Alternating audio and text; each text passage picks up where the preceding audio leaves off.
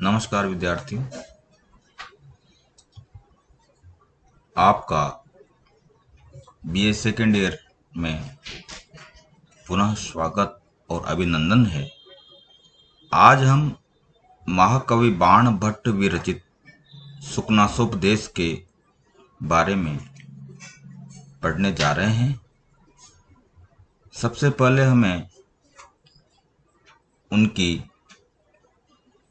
प्रस्तावना, उनके जीवन चरित्र, उनके ग्रंथ आदि के बारे में मैं यहाँ आपको संक्षेप में जानकारी प्रदान कर रहा हूँ।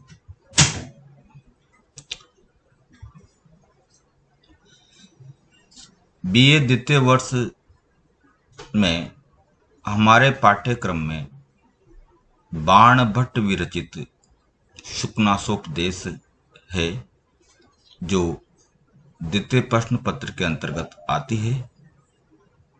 इसका सामान्य परिचय मैं दे रहा हूँ।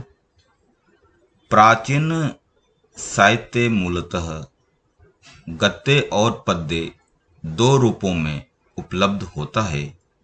प्रत्येक भाषा का साहित्य इन दोनों से परिपूर्ण दृष्टिगत होता है। संस्कृत में गद्य का प्रयोग वैदिक काल से ही होता आया है। अतः विकास क्रम की दृष्टि से संस्कृत गद्य को चार भागों में विभाजित किया गया है। पहला है वैदिक गद्य, दूसरा है पौराणिक गद्य, तीसरा है शास्त्रीय साहित्य गद्य और चौथा है साहित्यिक गद्य। वर्तमान समय में जिसे गद्य साहित्य कहा जाता है, उसका प्रथम प्रौढ़ रूप सुबंधु विरचित वासवदत्ता से प्राप्त होता है। तत्पश्चात दंडी, बाण भट्ट, अंबिका दत्त व्यास आदि गद्यकारों ने अपनी रचना के माध्यम से उसे उच्च शिखर पर पहुंचा दिया है। साहित्यिक गद्य के मूलतः कथा और आख्यायिका नामक दो भेद किए गए हैं। कथा कवि कल्पित होती है, अर्थात वह एक प्रकार की आत्मकथा जैसी होती है, परंतु कथा का वक्ता स्वयं नायक या अन्य कोई व्यक्ति भी हो सकता है, जैसे 10 कुमार चरितम। जबकि आख्यायिका उच्च वासों में विभक्त होती है और आख्यायिका का वक्ता स्वयं नायक ही होता है, जैसे महाकवि बाण भट्ट विरचित हर्ष चरितम।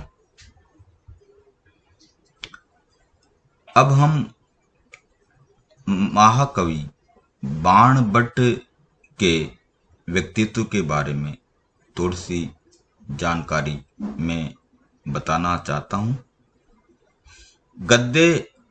संस्कृत गद्य साहित्य आकाश में महाकवि बाण भट्ट का सर्वोच्च स्थान है। वे मां सरस्वती के वरद पुत्र थे। उनके ऊपर लक्ष्मी और सरस्वती दोनों की अनुकंपा समभाव से विद्यमान थी। यद्यपि उनका प्रारंभिक जीवन अत्यंत संघर्षमय व्यतीत हुआ, क्योंकि बाल्यकाल में ही उनकी माता का निधन हो गया था और 14 वर्ष की आयु में उनके पिता का भी निधन हो गया था। परंतु बाद में कवि समाज में उनको जितना सम्मान मिला, उतना ही सम्मान उन्हें राज दरबार में भी प्राप्त हुआ। हर्षचरित के प्रारंभिक दो उच्छ्वासों में बाण भट्ट ने जो आत्मकथा लिखी है, वह उनके जीवन चरित्र को जानने के लिए ही उपयोगी नहीं है, अपितु साहित्यिक दृष्टि से भी अनुपम वस्तु है। बाणभट्ट वात्स्यायन गोत्र के ब्राह्मण थे। इनके पितामह का नाम अर्थपति और पिता का नाम चित्रभानु था तथा माता का नाम राजदेवी था और ये सोन नदी के किनारे प्रीतिकूट नामक ग्राम में निवास करते थे। बाणभट्ट का समय अंतः एवं भाइयों के साक्ष्यों के आधार पर 7वीं शताब्दी का पूर्वार्ध माना गया है। अब हम बाणभट्ट की रचनाओं के बारे में थोड़ा सा जान लेते हैं। इन्होंने कौन कौन सी कृतियां रची है और उसके अंतर्गत क्या क्या वर्णित है। महाकवि बाणभट्ट की सामान्यतः 4 प्रमुख रचनाएं या ग्रंथ विद्वानों द्वारा मानी गई है, जिसमें प्रथम ग्रंथ का नाम है चंडी शतक, दूसरे ग्रंथ का नाम है पार्वती प्रणय, तीसरे ग्रंथ का नाम है हर्षचरितम और चौथे ग्रंथ का नाम है कादंबरी। हर्षचरितम महाकवि बाणभट्ट विरचित उनका प्रथम ग्रंथ है, जो 8 उच्छ्वासों में विभक्त एक आख्यायिका है। 8 उच्छ्वासों के इस ग्रंथ के प्रथम 3 उच्छ्वासों में बाणभट्ट की आत्मकथा है और शेष 3 उच्छ्वासों में बाणभट्ट के आश्रयदाता राजा हर्ष का जीवन चरित्र वर्णित है। दूसरा ग्रंथ है कादंबरी। महाकवि बाणभट्ट की दूसरी रचना का नाम है कादंबरी। प्राचीन भारतीय वाङ्मय में गुणाढ्य की बृहत कथा तथा सुबंधु की वासवदत्ता के पश्चात यह अपने ढंग की तीसरी किंतु अनूठी रचना या पुस्तक है। यह एक कथा ग्रंथ है, अतः इसे आधुनिक उपन्यास भी कहा जा सकता है। कादंबरी भाषा, भाव और शैली इत्यादि सभी दृष्टियों से हर्षचरित से उत्कृष्ट रचना है। इसीलिए यह उचित ही कहा गया है कि कादंबरी के रसज्ञों को भोजन भी अच्छा नहीं लगता, यथा कादंबरी रसज्ञानाम आहारो अपि न रोचते। कादंबरी में चंद्रापीड़ अनुकूल धीरोदात्त नायक है और कादंबरी विवाह से पूर्व परकीया मुग्धा नायिका है, किंतु विवाह के पश्चात वह स्वकीय मध्या नायिका हो जाती है।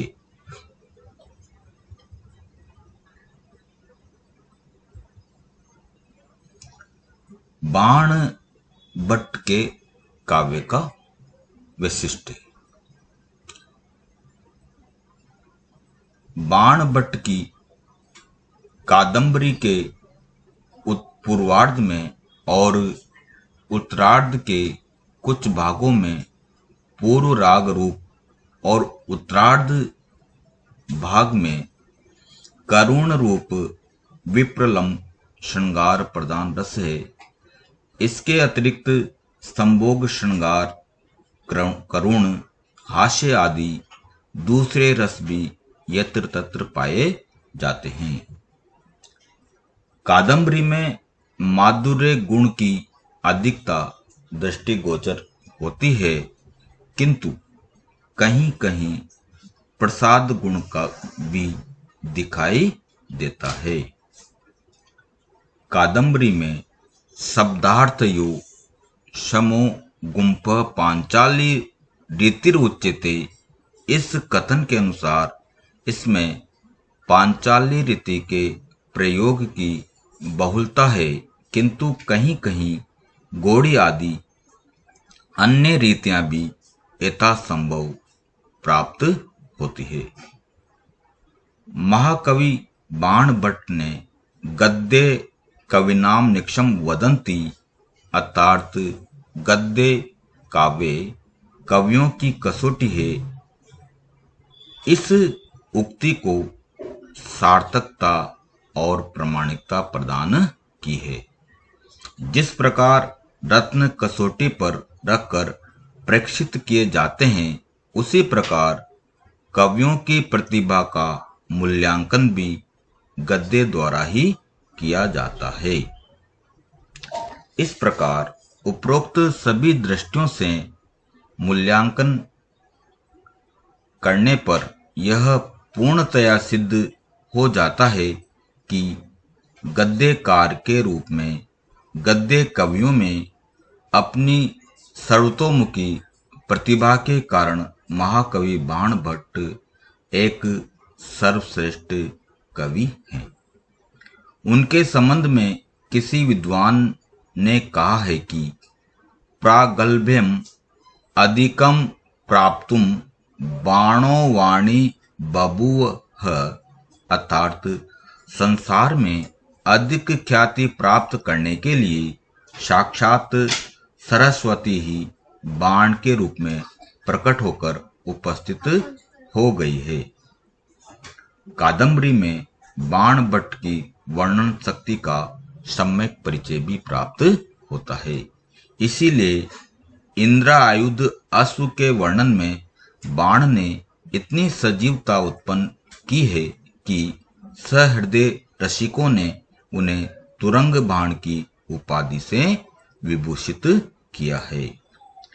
बाणभट्ट अपनी वर्णन क्रिया में पहले तो स्वभावोक्ति का आश्रय लेकर व्यक्ति के रूप में रेखाएं स्पष्ट खींच देते हैं, फिर उपमा या उत्प्रेक्षा द्वारा उस पात्र के स्वभाव का मनोवैज्ञानिक परिचय उपस्थित कर देते हैं। बाणभट्ट की रसपूर्ण कथा में भाव पक्ष और कला पक्ष का समन्वय भी दिखाई देता है। इसीलिए बाणभट्ट को पंचानन बाण की उपाधि से भी अभिमंडित किया गया है।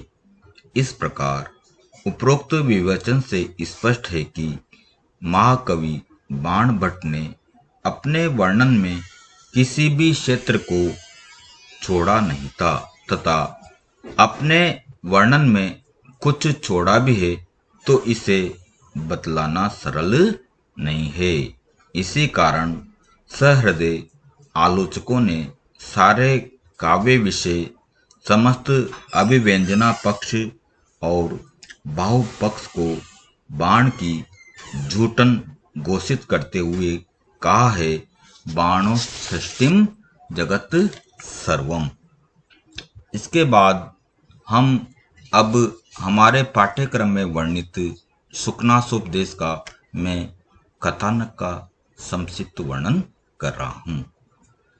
महाकवि बाणभट्ट विरचित सुप्रसिद्ध गद्य कादंबरी के दो भाग पूर्वार्ध और उत्तरार्ध हैं, जिनमें से प्रथम भाग के अंतर्गत शुकनासोपदेश प्राप्त होता है। महाअमात्य शुकनास राजा तारापीड़ का महामंत्री होता है। जब राजा तारापीड़ के पुत्र राजकुमार चंद्रापीड़ अपना संपूर्ण विद्या अध्ययन समाप्त करके अपने घर वापस आता है, तब राजा तारापीड़ ने अपने पुत्र चंद्रापीड़ का यौवना राज्याभिषेक करने पर विचार किया। चूंकि राजा इस तथ्य से भली भांति परिचित था कि अभी तक राजकुमार को केवल शास्त्र ज्ञान या किताबी ज्ञान ही प्राप्त हुआ है और वह जगत के व्यवहारिक ज्ञान से बिल्कुल अनभिज्ञ है। इसीलिए राजा तारापीड़ चाहता था कि चंद्रापीड़ को युवराज बनाने से पूर्व उसे सांसारिक और व्यवहारिक क्षेत्र का भी कुछ परिचय प्राप्त करवा दिया जाए। अतः इस कार्य के लिए प्रधान अमात्य सुकनास राजा की नजर में सर्वाधिक योग्य और उपयुक्त व्यक्ति था, क्योंकि उसे राजकार्य और जीवन का विशाल अनुभव था। यही सोचकर राजा तारापीड़ एक दिन राजकुमार चंद्रापीड़ को मंत्री सुकनास के पास भेज देता है और मंत्री सुकनास ने उसे जो उपदेश दिया वह कादम्बरी में सुकनासोपदेश के नाम से सुप्रसिद्ध है। साहित्य जगत में यह उपदेश अत्यंत महत्वपूर्ण स्थान रखता है। इस उपदेश में वर्णित बातें और तथ्य आज भी अपनी सत्यता को लिए हुए हैं, अतः आज भी उनका उतना ही महत्व है जितना कि प्राचीन काल में था। इस दृष्टि से यह उपदेश अपनी शाश्वतता और महत्ता रखता है।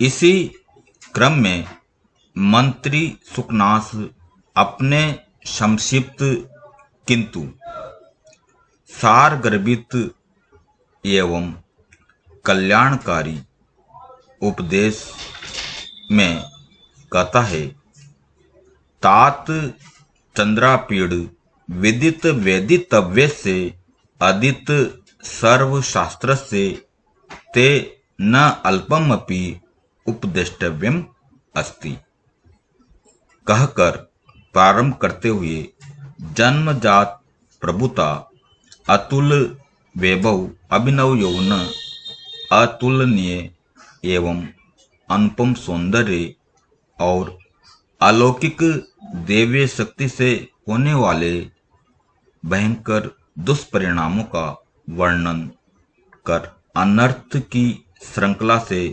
बचे रहने का सत्परामर्श प्रदान करता है। इसी संदर्भ में सुकनासोपदेश में वर्णित निम्न प्रमुख विषयों पर प्रकाश डाला गया है। पहला है अनर्थ परंपरा एवं युवावस्था का प्रभाव, दूसरा है गुरु उपदेश महिमा, तीसरा है लक्ष्मी वर्णन, चौथा है राजाओं के प्रति लक्ष्मी का कैसा व्यवहार या आचरण होना चाहिए, पांचवा है धूर्त वंचना एवं राज प्रकृति। तो सबसे पहले मैं अनर्थ परंपरा एवं युवावस्था का क्या क्या प्रभाव होता है, उसमें आदमी या व्यक्ति कैसे भ्रमित हो जाता है, इसके बारे में मैं बता रहा हूँ। सुकनासोपदेश में मंत्री सुकनास ने अपने उपदेश के प्रारंभ में युवराज को बताया है कि यौवन में स्वभावतः एक ऐसा अंधकार उत्पन्न होता है जो न सूर्य के तेज से हटता है, न रत्नों के प्रकाश से और दीपों की कांति से भी दूर नहीं किया जा सकता है। मानव बुद्धि युवावस्था के आगमन पर शास्त्र ज्ञान रूपी जल के प्रक्षालन से निर्मल होने पर भी प्राय दूषित और मलिन हो जाती है। नव युवकों की दृष्टि इस अवस्था में विषय भोगों में आसक्त हो जाती है और इंद्रियों को निरंतर आकृष्ट करने वाली इच्छा अत्यंत दुर्दमनीय तथा अंत में अत्यंत दुखद अवसाना होती है।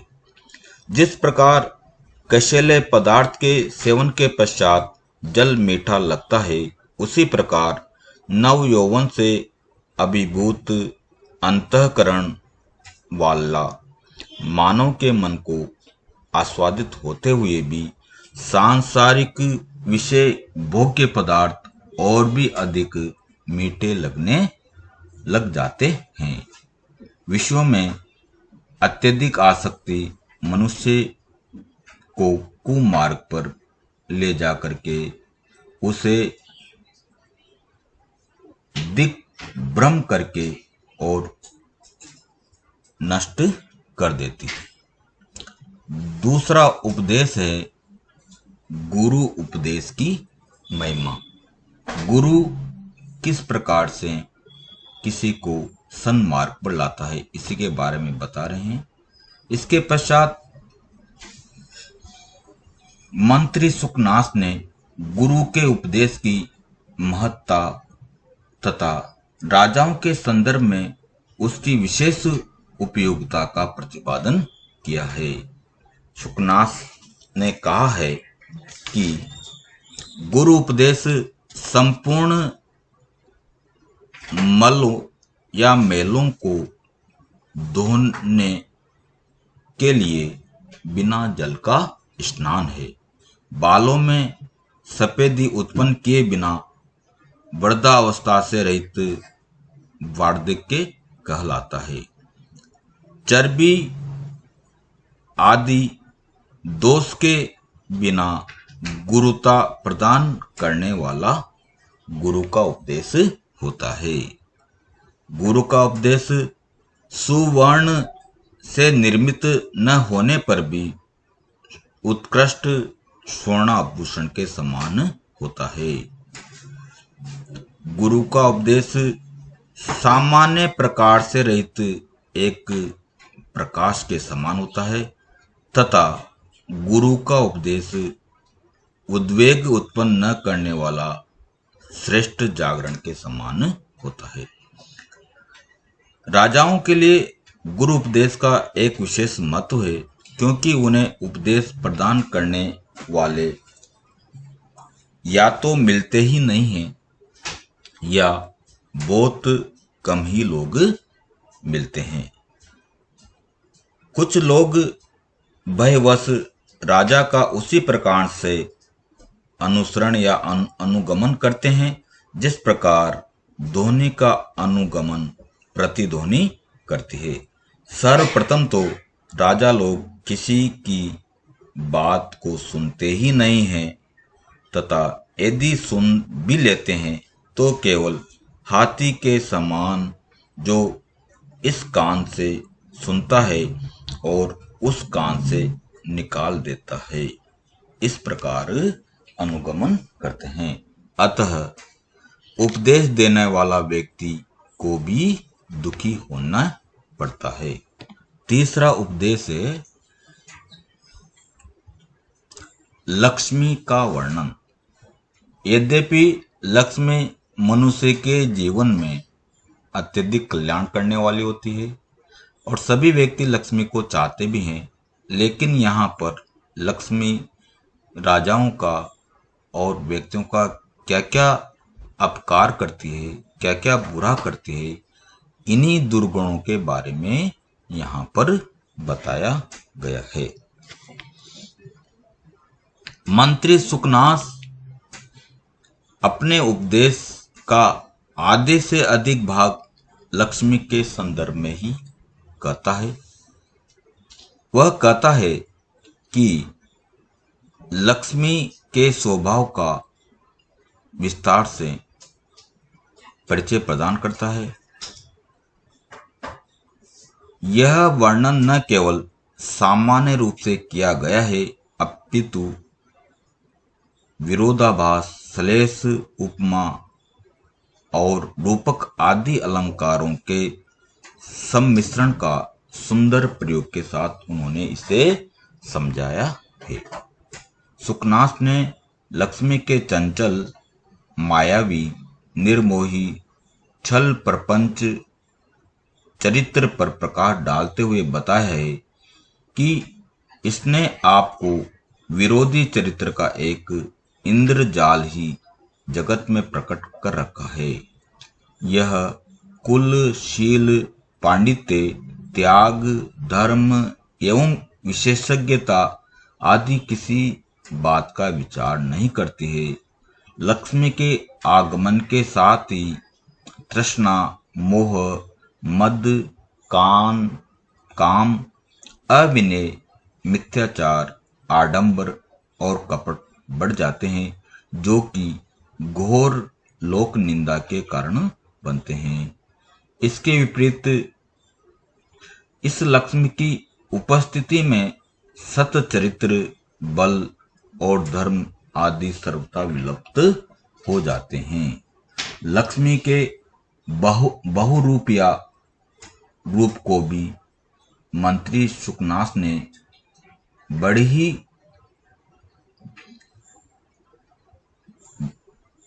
ही विचित्रता से उत्प्रेक्षा की माध्यम से बताया है।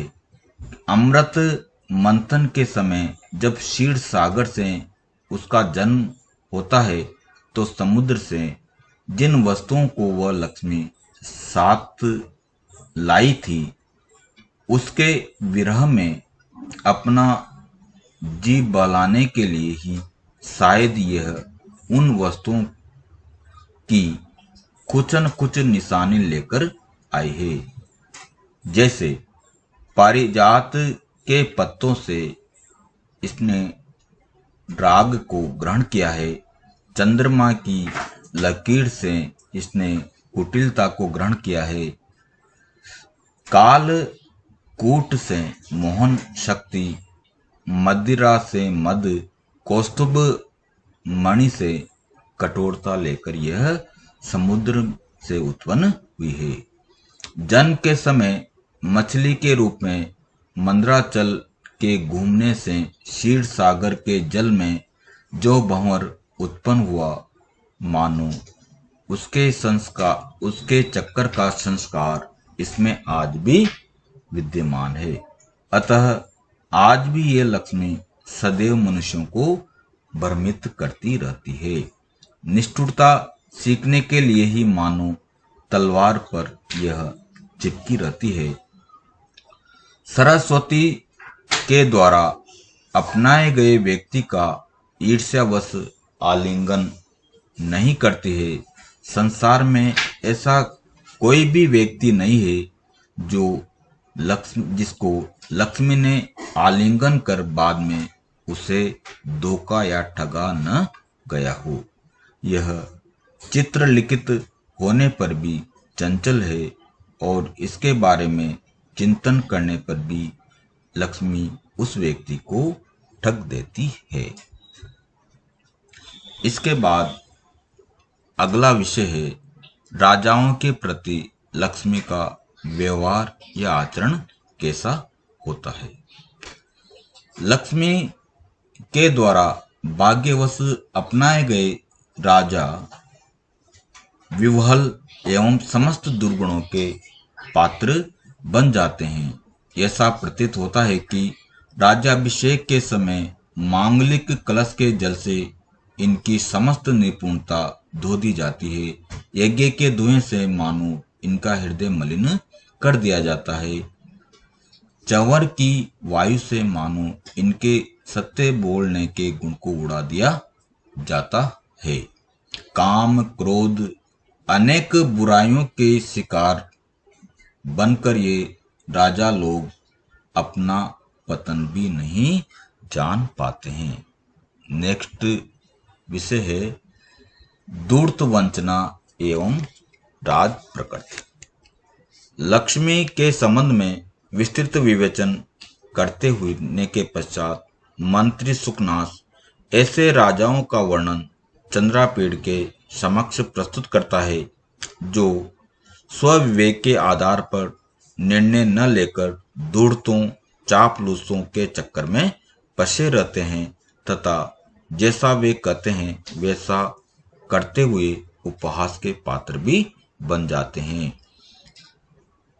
सुकनास धूर्तों के संबंध में कहता है कि ये लोग अपने स्वार्थ साधन में तत्पर राजा के धन रूपी मांस को खाने के लिए गृध्र रूपी पक्षी की भांति राजसभा रूपी पुष्पकरणी के बगुले बने बैठे रहते हैं। ये बगुला भगत की तरह तरह के व्यसनों में गुणों का आरोप करके आश्रयदाता राजाओं की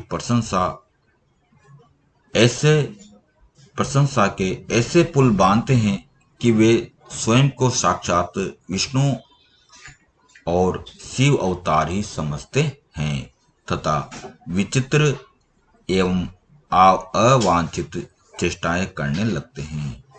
अंत में चंद्रापीड़ को मंत्री सुकनास संयम आचरण का परामर्श देते हुए कहता है कि हे राजकुमार, इस भयंकर शासन व्यवस्था में तथा अंधा बना देने वाले इस यौवन काल में आपको ऐसा प्रयत्न करना चाहिए ताकि लोग आपका उपहास न कर सके।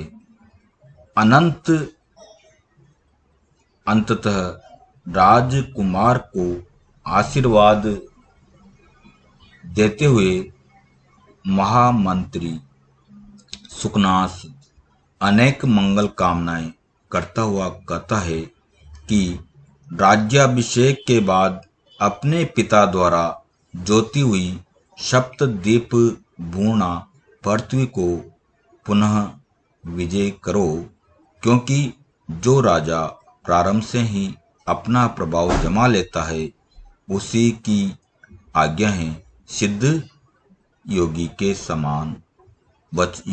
के वचनों के समान अमोघ और अप्रतिहत होती है।